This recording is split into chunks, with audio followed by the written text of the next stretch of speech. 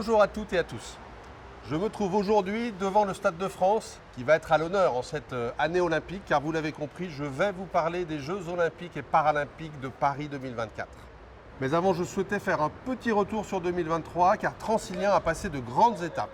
Je pense d'abord à notre victoire sur le lot des tram-trains T4, T11 et de l'axe Esblic-Récy de la ligne P en équipe avec Keolis, le premier lot mis en concurrence pour Transilien SNCF Voyageurs. C'est une preuve de la confiance d'Île-de-France Mobilité et la reconnaissance de notre savoir-faire en tram-train et plus largement en mass transit. Ce n'est que le début et vous pourrez compter sur Transilien pour les futurs appels d'offres. Je pense au prochain lot du T12, T13, de la ligne L, puis des lignes J et N. En 2023, nous avons également beaucoup recruté pour rattraper la période Covid avec près de 1300 recrutements sur un objectif fixé à 900, déjà ambitieux, pour pouvoir retrouver sur certaines lignes l'offre de 2019 demandée par Île-de-France Mobilité. En 2023, nous avons progressé dans les services rendus aux voyageurs. Je pense à l'IV Affluence à bord et à la cartographie digitale des gares. En 2023, nous avons lancé avec Île-de-France Mobilité de nouveaux matériels roulants comme le RER NG sur le RER E, qui arrivera en 2024 sur le RER D, ainsi que de nouvelles lignes, le tram-train T12 et la navette ligne V du côté du RER C. La prise en charge de nos voyageurs lors des travaux d'infrastructure effectués par SNCF Réseau a également été mise à l'épreuve à l'été 2023. Toutes les équipes de Transilien ont été sur le pont, notamment du côté du RER B et du RER A.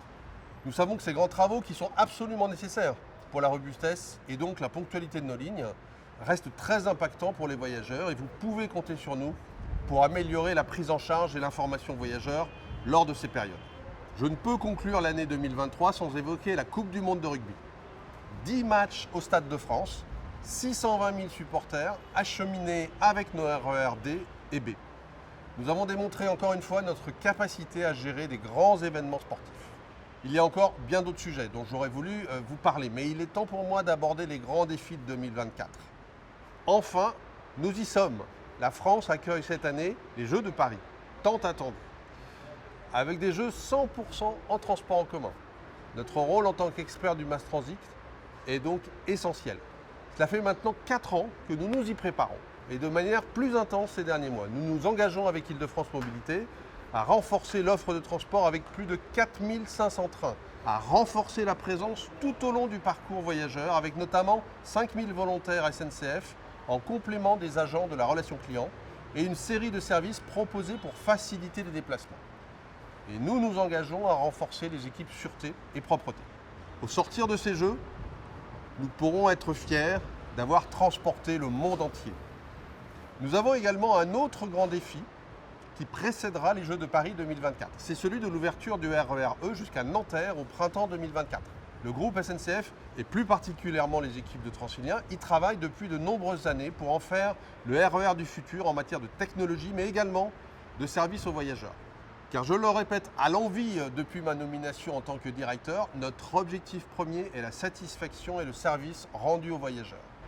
C'est ce que nous demande Île-de-France Mobilité à travers un contrat de plus en plus exigeant, mais au-delà, nous le devons à nos voyageurs. Ce n'est pas toujours facile avec les contraintes externes que nous avons en faisant du mass transit en milieu ouvert, mais comptez sur nous pour faire toujours mieux au service des voyageurs. Tous ces efforts doivent permettre de redonner de l'attractivité à nos lignes, indispensable si l'on veut répondre aux besoins de plus de transports décarbonés au regard de l'urgence climatique. Pour conclure, et parce que nous sommes tous dans le même train, je nous souhaite de vivre une belle aventure collective que sera cette année 2024. À bientôt.